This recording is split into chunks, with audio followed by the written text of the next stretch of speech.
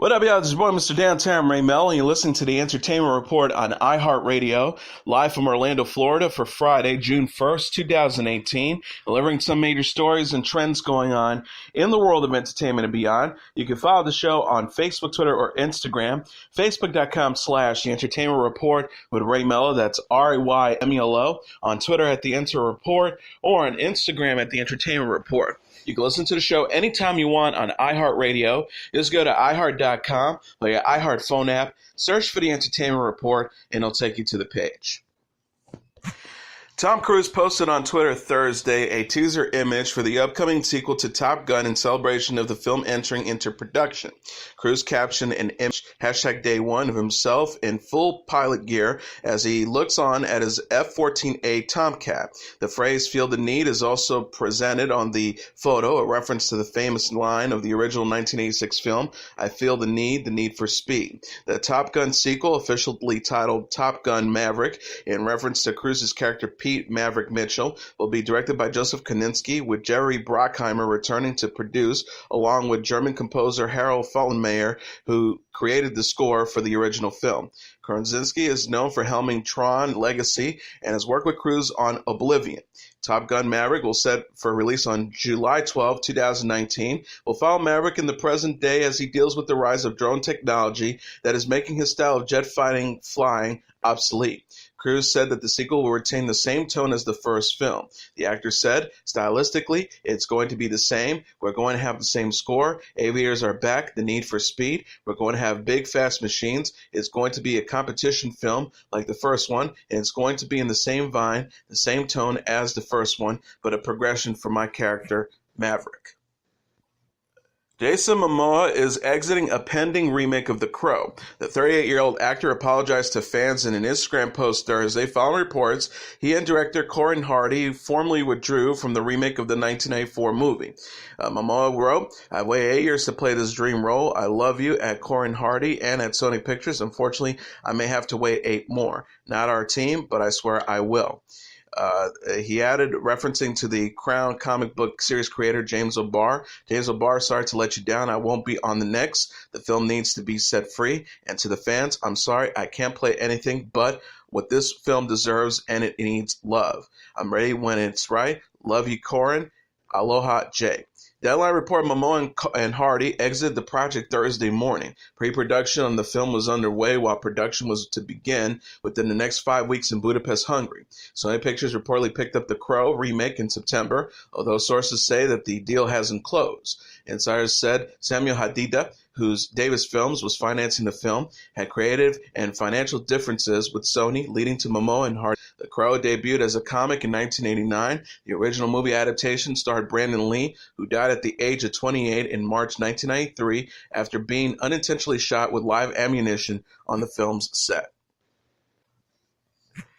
James Marsden has been cast in Paramount's upcoming film based on iconic video game character Sonic the Hedgehog. Marsden's role in the project remains unknown. The film will be a mix of both live action and CGI, Variety reported. The film will mark the feature-length debut of director Jeff Fowler, who is best known for helming 2005's Oscar-nominated short Go for Broke, the Hollywood Reporter noted. Pat Casey and Josh Miller penned the first draft of the script, with Oren Uzel writing the most recent draft. Deadpool director Tim Miller is executive producing. Sonic the Hedgehog is set to race into theaters on November 15th, 2019.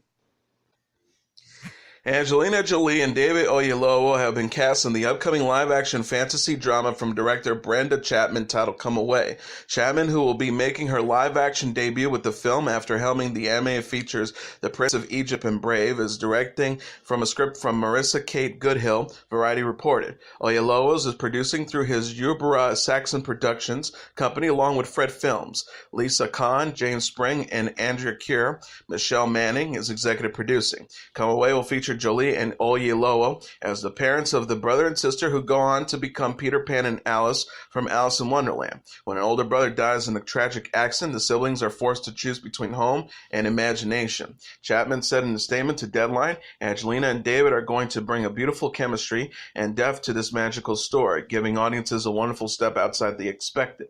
Goodhill says Brenda is a singular storyteller. Her decades of experience is creating rich fantasy worlds populated by complex characters makes her a dream director for this project, which explores how fantasy functions as a way to cope with reality. Her thoughtful approach to filmmaking and indomitable talent makes her the perfect person to bring this story to life.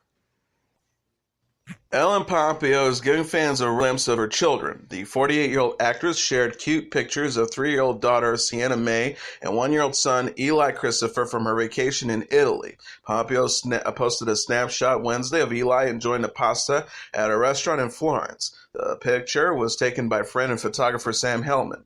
Pompeo captioned the post, "Ciao Firenze, we came, we saw, we conquered," photo credit at Hellman Sam. The Grey's Anatomy star also shared a picture of Sienna enjoying a gelato cone. She wrote, "What people don't know is that I took my bodyguard to Florence with me. She's fierce and yes, a legend, and yes, takes her gelato very seriously," photo credit at Hellman Sam.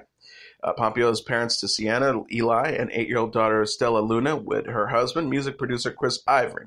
She discussed Stella with The Hollywood Reporter in January after landing a new $20 million deal with Grey's Anatomy. The star said, "My 8-year-old daughter gets to come here and see fierce females in charge. She loves to sit in the director's chair with the headphones on yelling action and cut. She's growing up in an environment where she's completely comfortable with power."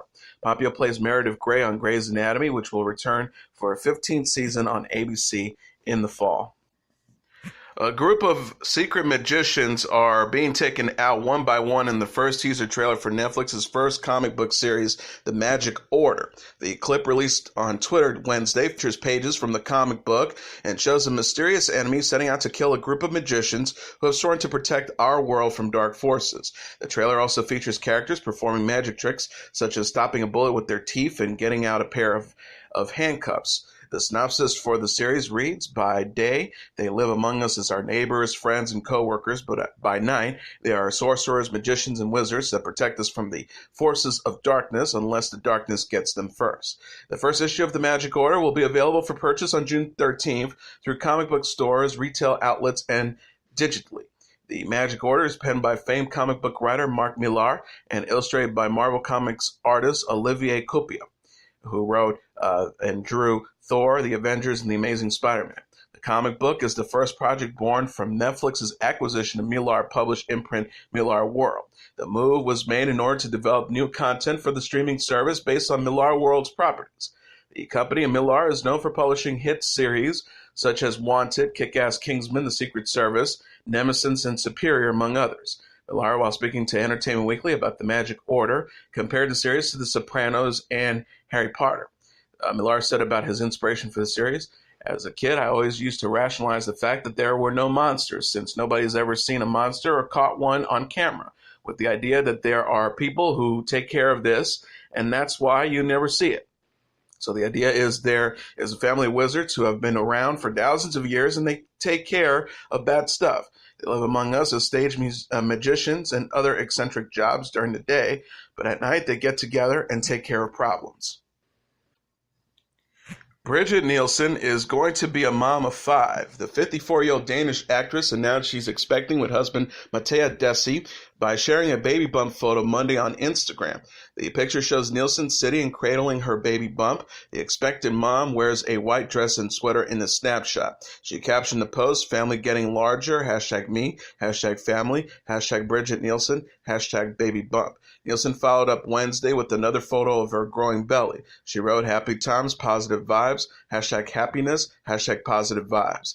Nielsen is parents to 4 sons, 34-year-old Julian with Casper Winding, 28-year-old Killian with Mark Gastineau, and 25-year-old Douglas, and 23-year-old Raul with Raul Mayer. She married Desi in July 2006. The star said in an August 2008 issue of Hello, "The children have kept me going. After I do Playboy, we want to try IVF. It's asking a lot, but it's possible. It would make our package complete." Nielsen is known for such films as Red Sonja, Rocky IV, and Beverly Hills Cop 2. She has also appeared on the German version of I'm a Celebrity, Get Me Outta Here. Ariana Grande and Pete Davidson have made their relationship Instagram official. The 24-year-old singer and Davidson, also 24, appeared in the first photo together Wednesday following dating rumors. Davidson shared a photo of himself and Grande wearing Harry Potter sweatshirts and house robes. The actor and comedian sported a Gryffindor gear while Grande wore a Slytherin. He captioned the post, "The Chamber of Secrets have been opened." Grande was first linked to Davidson this month following her split from rapper Mac Miller. Davidson addressed his mental illness last week after fans suggested his borderline personality disorder makes his relationship toxic. The Saturday Night Live star wrote, "Normally I wouldn't be commenting on something like this, but I've been hearing a lot of people with BPD can't be in relationships talk.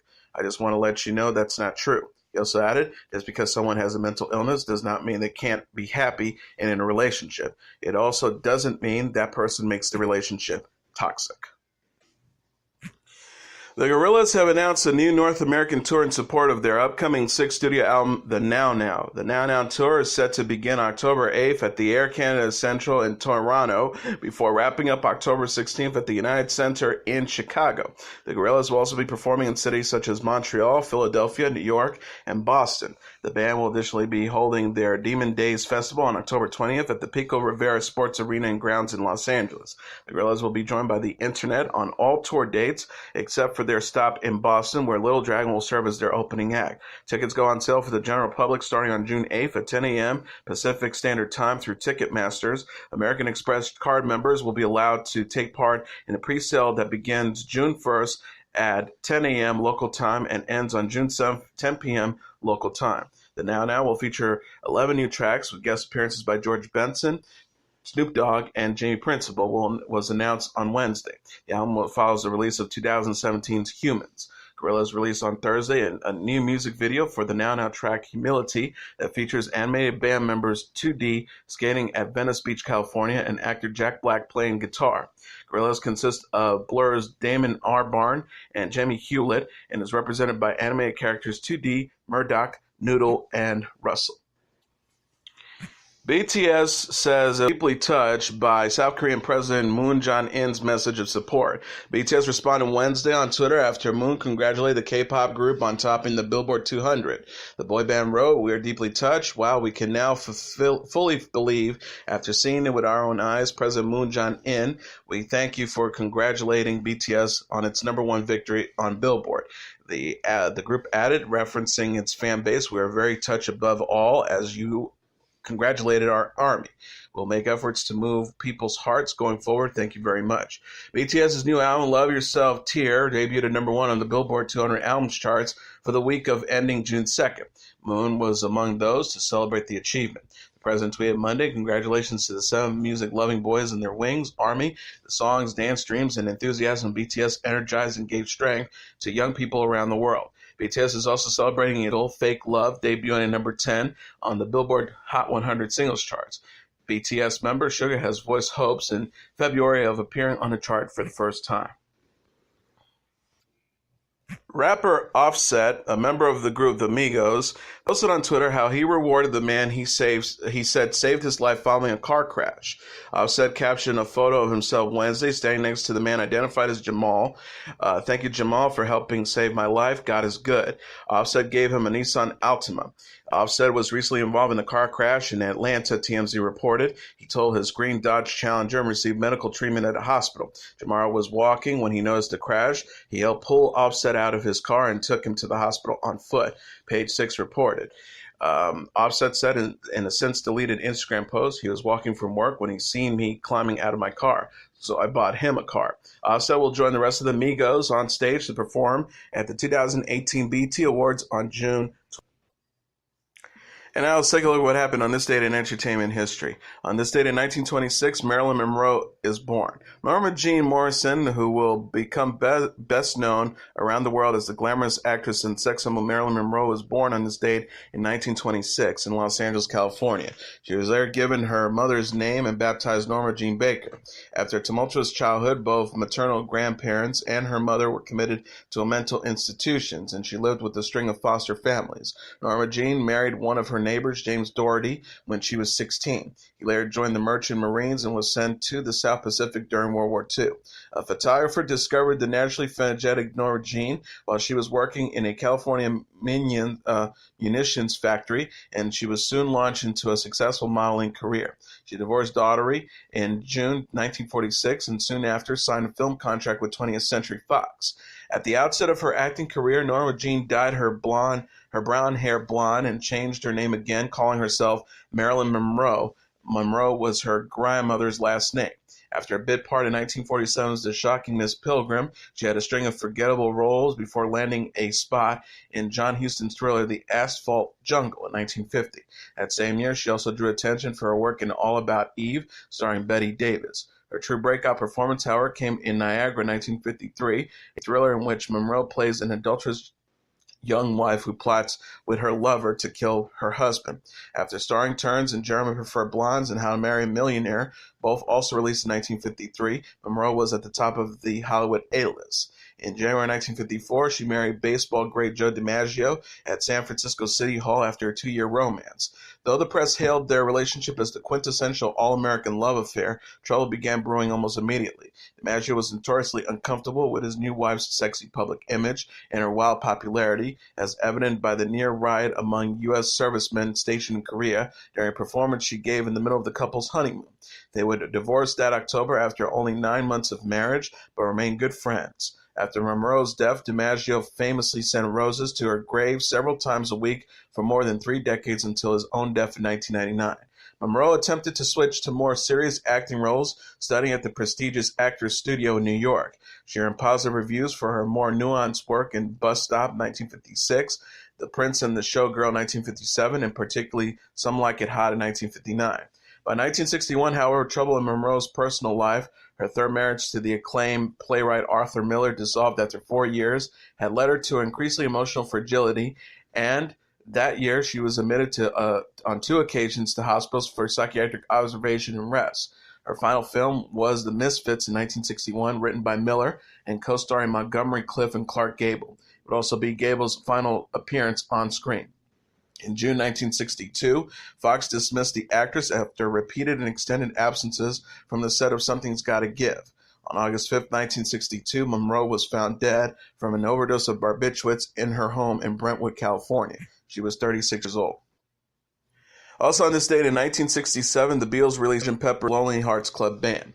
Bob Dylan's instant reaction to the recent completed album Paul McCartney brought to his London hotel room for a quick listen in the spring of 1967 may not sound like the most thoughtful analysis ever offered, but it still hit the nail in the head. Dylan said to Paul McCartney on hearing Sgt. Pepper Lonely Hearts Club Band for the first time, "Oh, I get it. You don't want to be cute anymore." In time, the Beatles' 8th studio album would come to be regarded by many as the greatest in the history of rock and roll, and oceans of ink would be spilt in praising and analyzing its revolutionary qualities. But what Bob Dylan picked up on immediately was the meaning to the Beatles themselves, who turned a critical corner in their career with the release of Sgt. Pepper's Lonely Hearts Club Band on this date in 1967. Writing in the Times of London in 1967, the critic Kenneth Tynan called the release of Sgt. Pepper a decisive moment in the history of Western civilization. But 30 years later, Paul McCartney called it a decisive moment of a more personal nature. He said, "We were not boys, we were men," as how he summed up the Beatles' mindset as they gave up live performance and set about defining themselves purely as a studio band. McCartney said, "All that boy stuff, all that screaming, we didn't want it anymore."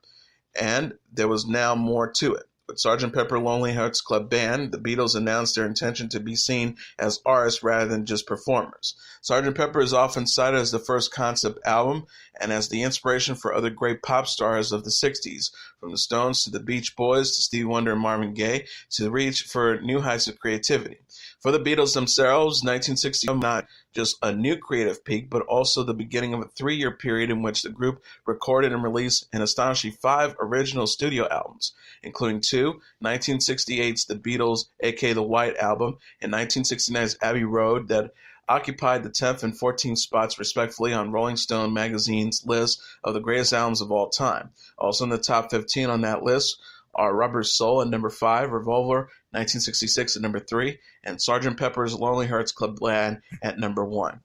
And as your entertainment report for Friday, June 1st, 2018, I'm your host, Mr. Downtown Ray Melo. I'll be back on Monday to deliver some major stories and trends going on in the world of entertainment and beyond. You can follow the show on all social media platforms, facebook.com/The Entertainment Report with Ray Melo, on Twitter at The Enter Report, or on Instagram at The Entertainment Report. You can listen to this episode or any previous episodes of The Entertainment Report anytime you want on iHeartRadio. Just go to iHeart.com or our phone app, search for The Entertainment Report, and it'll take you to the page. Everyone have a great weekend. Good night, and God bless you all.